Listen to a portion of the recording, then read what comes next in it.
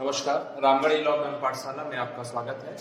मैं Naveen Kumar Jaiswal SS+2 high school Pula से। और आज हम लोग क्लास 12 का जो कंटिन्यूटी चैप्टर चल रहा था, तो उसी का हम लोग एक्सरसाइज 5.1 का लास्ट क्लास में क्वेश्चन नंबर 3 तक डिस्कस किए थे। तो आज हम लोग उससे आगे क्वेश्चन नंबर 4 और क्वेश्चन नंबर 5, ये दो क्वेश्चन हम लोग आज इस क्लास में डिस्कस करेंगे।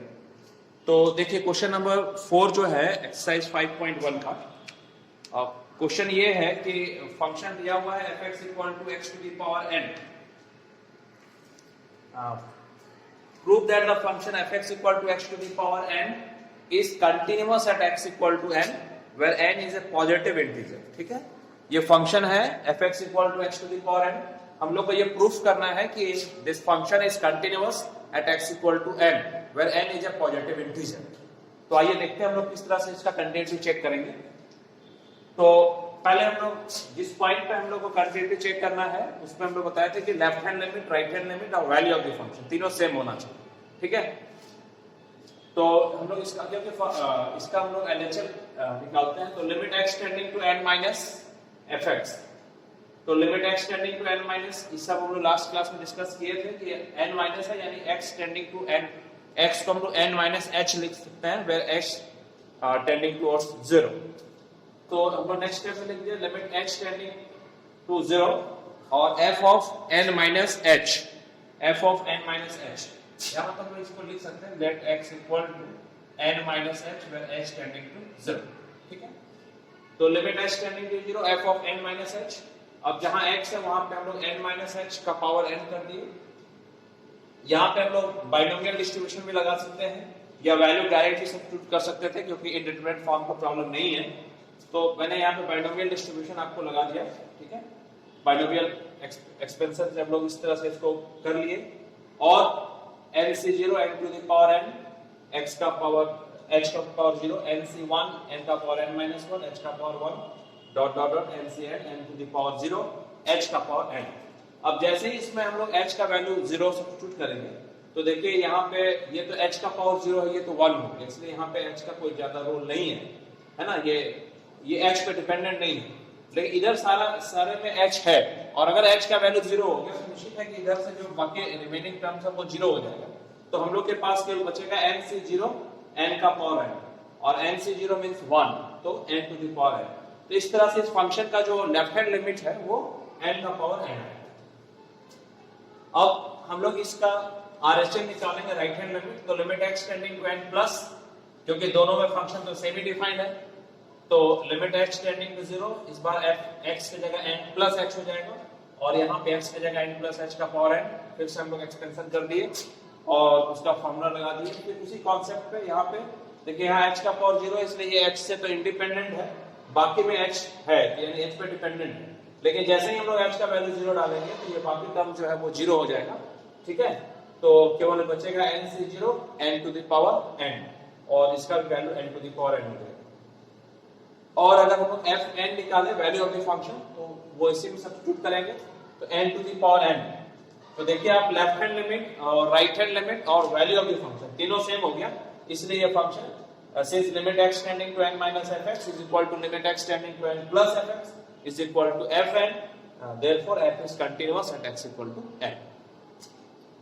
यहाँ पे क्योंकि लेफ्ट और राइट में फंक्शन एक ही डिफाइंड है, इसलिए आप डायरेक्ट भी लिमिट निकाल सकते थे, कोई प्रॉब्लम नहीं है।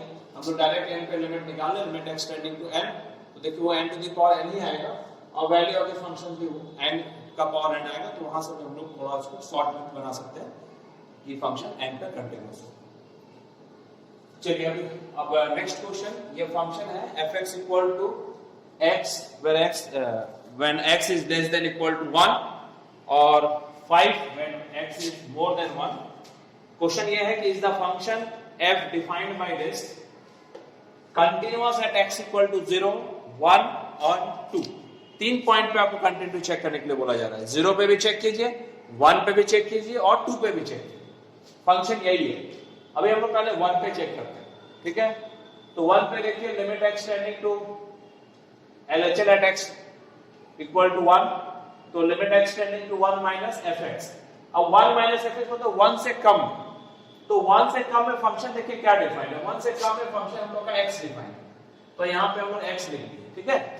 अब आप देखिएगा कि यहाँ h लेके बनाए, यहाँ h लेके नहीं बनाए, कोई प्रॉब्लम नहीं है, आप h लेके भी बना सकते हैं, बिना h का भी बना सकते हैं। इसीलिए हम कोशिश कर रहे हैं कि हर एक क्वेश्चन में थोड़ा दोनों मेथड को इंट्रोड्यूस करें, ठीक है। जहां आप थोड़ा कंफर्टेबल लग रहा है कि यहाँ ठीक है तो आप लगा सकते हैं। अगर आपको थोड़ा डाउट लग रहा है कि डायरेक्ट वैल्यू डालने में डिटरमिनेंट फॉर्म आएगा, थोड़ा एक्सपेंशन में सिंप्लीफिकेशन में दिक्कत है, तो आप h को डालेंगे तो थोड़ा स्टेप बढ़ेगा कि सिंप्लीफिकेशन थोड़ा आसान हो जाएगा, ठीक है। और अगर डायरेक्ट कर सकते हैं तो कोई प्रॉब्लम नहीं है, जैसे जैसे लिमिट में कमांड अच्छा होगा तो हम लोग थोड़ा स्टेप को छोटा भी करेंगे। तो limit x tending to 1 fx, क्योंकि 1 से कम है फंक्शन x डिफाइंड है तो fx हो गया। अब यहाँ x इक्वल टू 1 डालेंगे तो देखिए इसका LHS जो है वो 1 आ गया, क्योंकि डायरेक्ट वैल्यू यूज कर सकते हैं।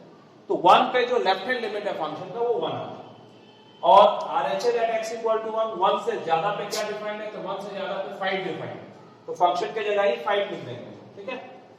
या सॉरी x टेंडिंग टू 0 लिखेंगे, x टेंडिंग टू 1, ठीक है। और क्योंकि फंक्शन की जगह 5 डिफाइंड है तो 5 लिख दिए। अब यहाँ पे तो x को डालने का कहीं स्कोप है नहीं, क्योंकि कांस्टेंट है, तो ये डायरेक्ट 5 आ गया। और f1 1 पे क्या है, देखिए 1 पे भी फंक्शन x डिफाइंड है, यानी f1 इज इक्वल टू 1। तो आप यहीं पे देखिए क्योंकि लेफ्ट हैंड लिमिट और राइट हैंड लिमिट सेम नहीं, तो यानी फंक्शन का लिमिट ही एग्जिस्ट नहीं किया 1 पे। तो फंक्शन का लिमिट एग्जिस्ट नहीं किया 1 पे, तो ऑब्वियस है ये फंक्शन डिसकंटीन्यूअस हो जाएगा 1 पे। So since limit x tending to 1 minus fx is not equal to limit x tending to 1 plus fx, implies that f is not continuous at x equal to 1. इसलिए ये function 1 पे continuous नहीं हुआ, ठीक है। तो 1 पे चेक करना थोड़ा आसानी है। 2 पे देखिए, थोड़ा इसको समझिए 2 पे क्या है और 0 पे हम लोग कैसे कंटिन्यूटी चेक करेंगे। तो 2 पे देखिए जो फंक्शन डिफाइन किया गया है ये इस तरह से है, अगर हम थोड़ा इसको समझे इस तरह, ये देखिए 1, यहाँ 1 1 से कम में फंक्शन x के साथ डिफाइन है इंक्लूडिंग 1 आल्सो, और 1 से ज्यादा में फंक्शन जो है वो 5 डिफाइन है, ये 5 डिफाइन, ठीक है। 1 से कम में तो x डिफाइन है और 1 से ज्यादा में फंक्शन 5 डिफाइन। अब अगर हम 2 पे कंटिन्यूटी चेक करना चाहते हैं, देखिए 2 कहीं यहाँ पे, तो 2 माइनस मतलब हम लोग 2 के तरफ पहुंच रहे हैं फ्रॉम लेफ्ट हैंड साइड। तो लेफ्ट हैंड साइड मतलब हम हमेशा 2 से थोड़ा स्लाइटली लेस रहेंगे, ठीक है, बहुत ज्यादा नहीं, थोड़ा कम रहेंगे। थोड़ा कम भी आप रहते हैं तो देखिए फंक्शन आपका क्या डिफाइंड है, फंक्शन हम लोग का 5 ही डिफाइंड रहेगा, ठीक है। इसी को बहुत ध्यान से समझिए, क्योंकि ये 1 के लेफ्ट राइट में फंक्शन का नेचर चेंज किया है। 2 पे अगर आप जाते हैं तो 2 से स्लाइटली ले, जितना छोटा आप जाए, जितना कम जाएंगे वही सही है, ठीक है। तो अगर आप एकदम छोटा जाएंगे तो आप देखिए फंक्शन 5 ही डिफाइंड मिलेगा, ठीक है। तो इसलिए limit x tending to 2 minus fx के जगह हम लोग 5 लिखेंगे, इस पे ध्यान रखना है, ठीक है। क्योंकि जो हम लोग 2 माइनस लिखते हैं, 2 माइनस मतलब 2 के तरफ हम अप्रोच कर रहे हैं, लेकिन 2 माइनस मतलब एकदम 2 से स्लाइटली लेस, जितना छोटा लेंगे। अगर देखिए यहाँ पे फंक्शन का नेचर कुछ और है लेकिन यहाँ कुछ और है, तो हम इसी को लेंगे, जितना नजदीक में होगा उसी फंक्शन को लिया जाएगा। तो देखिए 2 से कम में फंक्शन 5 डिफाइन है, यानी fx की जगह हम लोग 5 लिखते हैं, तो इसका लेफ्ट हैंड लिमिट 5 आ गया। उसी तरह आगे चले 2 से ज्यादा में 5 ही डिफाइन है, तो राइट हैंड लिमिट 5 आ गया।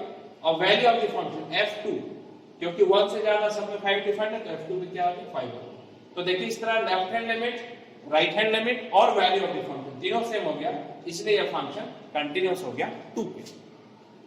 1 पे देखिए कंटिन्यूअस नहीं हुआ, लेकिन 2 पे यह फंक्शन कंटिन्यूअस हो गया, ठीक है। अब नाउ व्हाट अबाउट 0? 0 पे क्या होगा फंक्शन का? तो देखिए अभी हम लोग देखिए यहाँ पे 1, अब 0 कहीं आपका यहाँ है, तो देखिए 0 से लेस पे जब फंक्शन लेंगे तो x लेंगे, 0 से मोर पे जब फंक्शन 0 से ज्यादा पे लेंगे तो भी x लेंगे, और 0 पे भी जब लेंगे तो x लेंगे। तो इसका जब लेफ्ट हैंड लिमिट आप निकालिएगा, इसी तरह से लेफ्ट हैंड लिमिट निकालेंगे तो हम लोग यहाँ fx की जगह x होगा, लेकिन x टेंडिंग टू 0 होगा, तो देखिए इसका लेफ्ट हैंड लिमिट 0 आ जाएगा। यहाँ पे लिमिट x टेंडिंग टू 0 होगा और यहाँ पे x ही लिखेंगे तो वहां पे 0 आ जाएगा, और f0 तो 0 आएगा ही, ठीक है, क्योंकि x ही है। तो इस तरह से left hand limit, right hand limit और वैल्यू ऑफ द फंक्शन तीनों 0 हो जाएगा, तो इसलिए फंक्शन 0 पे कंटिन्यूअस हो जाएगा।